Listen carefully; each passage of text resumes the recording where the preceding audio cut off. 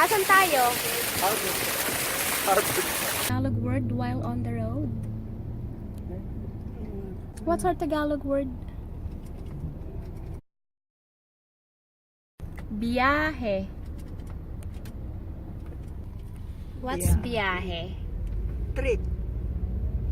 In English. Biyahe. Biyahe. Our Tagalog word means... Anong sabi mo, Mudra? Trip. Our Tagalog word biyahe means trip, journey, or travel. Mama, kumusta ang biyahe?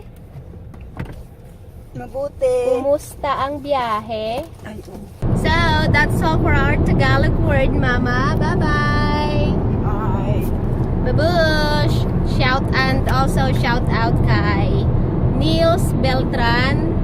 Merry Christmas at manigong bagong taon. Babush!